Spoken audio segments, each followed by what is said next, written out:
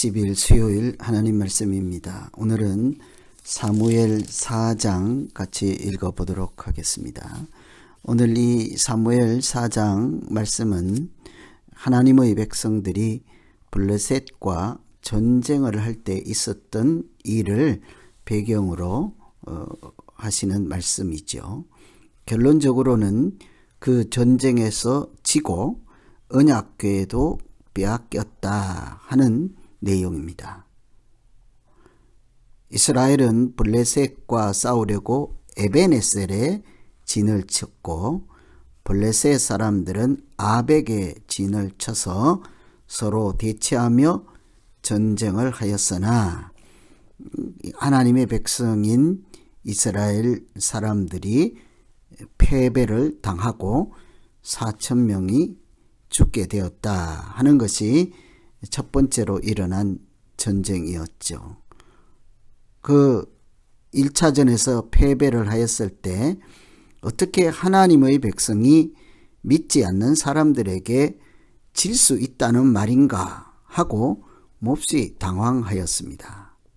하나님이 지켜주시고 하나님의 백성이고 하나님께서 우리의 하나님이라고 했던 그 백성들이 어떻게 전쟁에 질 수 있겠는가? 없다는 것이죠.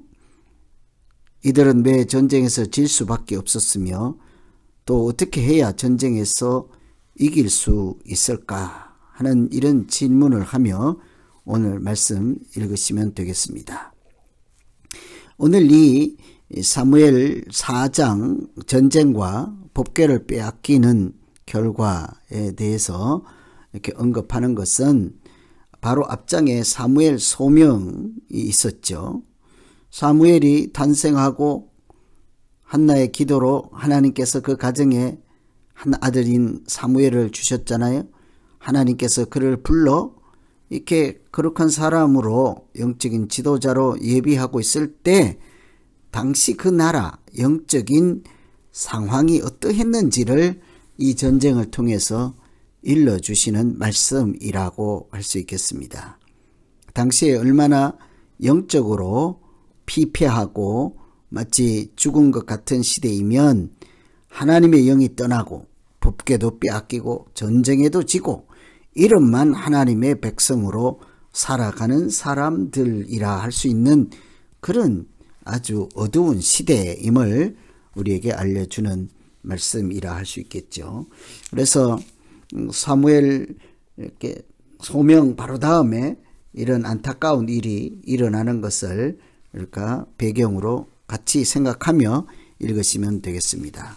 우선 오늘 말씀을 통해서 우리가 생각해 볼 수 있는 것은 하나님은 수단이 아니라 목적이다 하는 것입니다.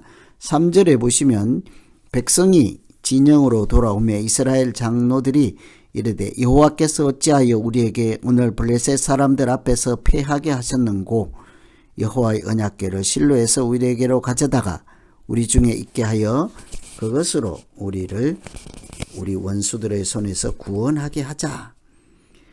전쟁에서 패배한 까닭이 법궤를 가지고 오지 않았기 때문이라 생각하였습니다. 그래서 실로에 있던 언약궤를 전쟁터 현장으로 가지고 오면 이길 것이라 생각하고 법궤를 전쟁터로 가지고 왔으나 결과는 더 크게 패하고 말았죠. 그들은 법궤를 믿고 하나님은 믿지 않았다라고 할 수 있습니다. 그들에게 법궤는 있고 하나님은 계시지 않았다 할 수 있는 것이죠. 이런 것을 미신적인 믿음이라고 할 수 있습니다. 우상을 섬기는 모양이라고도 할 수 있겠습니다. 우리가 신앙생활을 하다가 하나님이 함께 하지 않는다라고 불평할 수도 있죠. 가장 대표적인 경우가 하나님을 잘 모르고 우상처럼 믿음 생활하기 때문이지요. 전쟁에서 지고 법궤를 가지고 와서 이기려고 하는 것은 일종의 우상 숭배와 같습니다.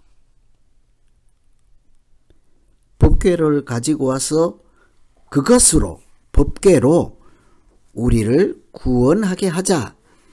그들 생각에 그들을 이기게 하고 구원하시는 분은 하나님이 아니라 법궤였습니다. 이것은 하나님과 바른 관계를 알고 하는 소리가 아니지요. 단지 전쟁에 이기는 수단으로 법궤라는 것이 필요했을 뿐입니다. 하나님과 관계 안에서 하나님의 자녀들로 어떻게 살아가야 하며 하나님이 사랑하는 자녀들을 어떻게 지키는지에 대한 이런 고민과 갈등과 회개와 기도와 이런 순종은 없고 그저 법궤를 가져다가 이기기만 하면 되는 것이죠. 그래서 마치 하나님을 수단으로만 생각하고 우리가 하나님을 위해서 존재하고 하나님께 영광을 돌려야 하는 하나님의 피조물로서 백성이라는 사실을 그들은 조금도 염두에 두지 않았다 하는 것이죠. 그러니 법궤를 가지고 온다 한들 하나님께서 그들과 함께 할 리가 없었습니다. 여러분, 내가 하나님을 위해서 존재하십니까? 하나님이 나를 위해서 존재하십니까? 하나님이 나를 시중드는 분이십니까? 우리가 하나님을 시중드는 사람입니까? 이런 질문에 이게 역순이 이루어지지 않도록 잘 이렇게 유지해야 되지 않겠어요? 틀림없이 사람이 하나님을 위해서 존재하는 것이지 않겠어요? 하나님이 내가 그 사람을 지은 것은 하나님께 영광을 돌리게 하려 함이지 않겠어요? 그래서 우리가 늘 기억하고 염두에 둬야 하는 한 구절 말씀이 있죠. 이사야 43장 21절 이 백성은 내가 나를 위하여 지었나니 나를 찬송하게 하려 함이니라. 하나님이 하나님을 위해서 사람을 지으시고 그 사람들로 하여금 기대하는 것은 하나님을 찬송하게 하려 함이라.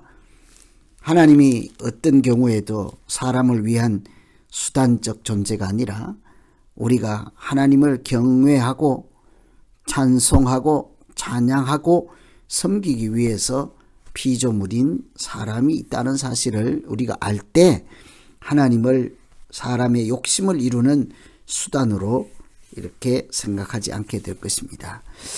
두 번째는 하나님이 주는 유익보다 하나님과의 관계가 먼저다. 10절에 보시면 블레셋 사람들이 쳤더니 이스라엘이 패하여 각기 장막으로 도망하였고 사륙이 심히 커서 이스라엘 보병의 엎드러진 자가 3만 명이었으며 이스라엘 백성들이 생각한 대로 법궤를 가지고 왔으나 또다시 전쟁에 지고 말았어요. 죽은 자의 숫자가 오히려 더 늘어났습니다. 블레셋 사람들은 법궤를 생각하며 애굽에서 나올 때 전쟁에서 이기게 하셨던 하나님을 제대로 알고 있는 사람들처럼 두려워하였습니다. 법궤 때문이 아니라 그들을 인도하여 내시고 애굽에서 인도하여 내시고 지금까지 오는 모든 전쟁에서 이기게 하셨던 하나님을 블레셋 사람들은 생각하였기 때문이죠. 그런데 반대로 하나님의 백성인 이스라엘은 법궤만 생각하고 하나님에 대한 말씀이 없었습니다. 이 법궤를 가지고 오면 우리를 불쌍히 여겨서 하나님께서 우리를 이기게 하실 것입니다. 말씀을 사랑하고 하나님 안에 살기를 회개하고 각성할 때 하나님이 불쌍히 여길 것입니다. 이런 얘기는 없죠. 법궤를 가져오면 그것이 이기게 할 것이라 그들은 법궤를 통해서 하나님을 보지 못하고 오직 법궤 안에 갇혀 있었습니다. 그래서 법궤는 하나의 우상 같은 그 물건에 지나지 않았죠. 아시는 대로 법궤라고 하는 것은 하나님을 보는 하나님을 만나는 통로 수단일 뿐이지 않겠습니까? 그 자체가 하나님은 아니지요. 전쟁에 이기게 하는 것은 법궤가 아니라 하나님인 것을 알지 못할 때 당연히 질 수밖에 없는 것입니다. 하나님은 우리가 아는 대로 기본적으로 인격적인 분이십니다. 우리와 이렇게 주고 받고 상호 관계가 형성되는 인격적 분이시죠. 나를 위해서 무엇을 해 주시는 분뿐만 아니라 그냥 하나님 그 존재 자체가 우리에게 의미가 있는 분이지 않겠습니까? 내가 필요할 때가 아니라 나는 그분 안에서 그냥 내 자신이 존재하게 되는 우리 존재의 뿌리인 것이죠. 이스라엘이 블레셋에게 패한 것은 숫자가 적거나 무기가 약해서가 아니라 하나님과의 인격적 관계에 실패한 것이 결정적인 패배의 원인이라 할 수 있습니다. 하나님은 그들을 하나님의 자녀요, 하나님은 그들의 아버지요, 창조주요, 이런 인격적 관계로 하나님께 영광을 돌릴 존재로 부르시고 거룩한 나라로 세워주셨지만 그들은 하나님이 그들 위에서 그냥 유익만 주는 그런 차원에 머물러 있었습니다. 오늘 그래서 우리가 깊이 생각할 것은 하나님이 나에게 주시는 축복이나 선물이나 유익이나 이런 것보다 먼저이신 하나님, 선물을 보지 않고 선물을 주시는 분을 바라보는 믿음으로 우리가 하나님과 인격적 관계 안에 있을 때 하나님은 여전히 우리의 하나님이시요 우리를 이기게 하시고 지키시는 하나님으로서 우리가 백성의 은혜를 누리고 하나님의 자녀로 살게 하실 것입니다. 세 번째 생각할 문제는 하나님이 아니라 문제는 오늘 법궤를 빼앗기고 전쟁에 질 때 그 근원적인 원인 제공자는 하나님이 아니라 사람에게 있음을 우리가 알아야 그때서야 비로소 전쟁에도 이길 수 있게 될 것입니다. 3절에 보시면 어찌하여 패하게 하셨는고, 여호와께서 어찌하여 이 전쟁에서 지게 하셨는가. 그들은 생각하기를 자기들의 믿음 없음과 자기들의 그 영적인 상태 때문에 하나님의 도움을 받지 못했다고 생각지 않고 전혀 하나님께 화살을 돌리고 있죠. 하나님 때문입니다. 어찌하여 패하게 하셨습니까? 하나님께서 지게 하셨다. 사실은 지게 된 것은 하나님 때문이 아니라 그들 자신의 영적인 상태와 무지와 믿음 없음 때문이지 않겠습니까? 하나님을 마치 우상처럼 생각하고 하나님을 수단으로 생각하고 하나님의 자녀답지 않은 믿음 안에 있을 때 하나님의 영광이 떠나고 또 하나님이 그들과 함께 하시지 않으므로 마땅히 질 수밖에 없는 싸움을 그들이 시작한 것이라 할 수 있겠지요. 하나님께서 왜 패하게 하셨을까? 말은 맞는 말 같지만 사실은 우리가 왜 질 수밖에 없었을까? 우리가 무슨 문제가 있었을까? 하나님이 왜 외면하셨을까? 이런 자기 성찰이 필요하고 자기 회개가 필요한 타임에 이들은 하나님께 화살을 돌리고 원망과 불평과 하나님의 잘못으로 생각하였던 것이죠. 그래서 이 당시에 이런 영적인 상태를 엘리 제사장의 모양을 빗대어서 나타내는 구절이 있죠. 15절에 보시면 그때 엘리의 나이가 98세라 그의 눈이 어두워서 보지 못하더라. 엘리 제사장의 상황을 언급하고 있지만 사실은 당시 시대적 상황이요 시대적인 영적인 상태가 마치 어두워서 보지 못하는 죽음 상태라 하는 것을 우리가 미루어 짐작할 수가 있습니다. 죽을 때가 되어도 모세는 눈이 어두웠다고 하지 않았습니다. 신명기 34장에 보시면 모세는 죽을 때 나이가 120살이었으나 눈이 어둡지 않았고 기력도 없지 않았다. 여전히 하나님과의 관계 형성이 제대로 되어 있는 사람을 가리키는 표현이지 않겠습니까? 그래서 우리가 어떤 문제이든지 하나님께 화살을 돌리거나 원망 불평하기 전에 무엇이 나에게 문제가 있을까 나 자신을 성찰하고 돌아보며 하나님과 바른 관계를 위해서 회개하고 돌이킬 때 오히려 하나님의 능력이 우리 가운데 충만하게 역사하시고 하나님께서 주시는 은혜와 평강이 우리 가운데 충만하게 될 것입니다. 그래서 오늘 결론적으로 하시는 말씀은 하나님 없는 인생은 실패할 수밖에 없다. 이 사실을 우리가 직시해야 되겠죠.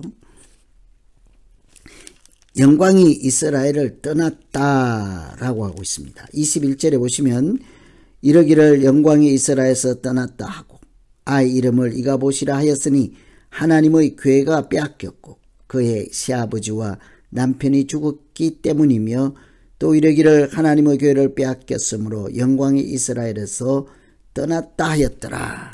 이것이 오늘 결론적인 말씀이죠. 4장의 결론적인 말씀은 전쟁을 해서 지고 법궤를 빼앗겼다 하는 것은 눈에 보이는 가시적인 팩트, 사실이지만 그것이 영적으로 의미하는 바는 하나님의 영광이 떠나고 하나님이 그들과 함께 하지 아니하셨다. 왜냐하면 그들이 하나님을 수단시하고 우상처럼 여기고 하나님과 인격적 관계가 있지 아니하고 믿음 없는 그런 모양 때문에 하나님께서 그들 가운데 함께 하시지 않았다라고 할 수 있습니다.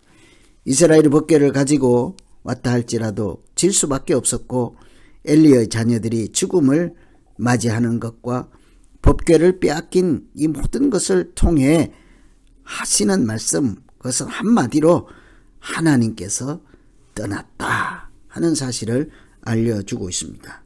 사무엘이 탄생했을 때 부르심을 받았을 때에 당시 나라의 상황이 영적인 상태가 영광이 떠나고 말씀이 없고 그들이 믿음이 없고 암흑기와 같은 그 당시에 하나님께서 그 시대를 살리고 구원할 한 사람을 예비하셨으니 그가 바로 사무엘이다 하는 이야기를 우리에게 들려주고자 하는 것이죠. 그래서 오늘 4장을 읽으실 때에 당시 영적인 상황을 잘 생각하며 하나님께서 함께 하시고 형통한 믿음으로 살아가려면 어찌 해야 되는지를 같이 고민하며 읽으시면 되겠습니다. 기도하겠습니다. 하나님 아버지, 사무엘 4장을 통해서 하나님의 백성들이 마땅히 이겨야 하는 싸움에서 지고 법궤도 빼앗겼을 때 그것을 하나님의 영광이 떠났다 하는 것으로 이렇게 알려주셨습니다. 법궤를 가지고 와서 하나님을 전혀 생각지도 않고 하나님과 바른 관계도 생각지 않고 하나님이 하신 말씀도 기억지 않고 단지 법궤 때문에 이길 것이라 하는 착각과 우상 숭배를 하는 사람들과 다를 바가 없는 믿음 없는 모양으로 살지 않게 하시고 살아계신 하나님과 하나님께 영광을 돌릴 것을 생각하며 하나님 말씀에 순종하며 생각할 것을 다짐하며 산 믿음으로 하나님의 자녀로 살아가는, 그래서 하나님께서 이기게 하시고 내려주시는 모든 평강과 은혜를 누리는 우리 모두 되게 하여 주시옵소서. 예수님 이름으로 기도하옵나이다.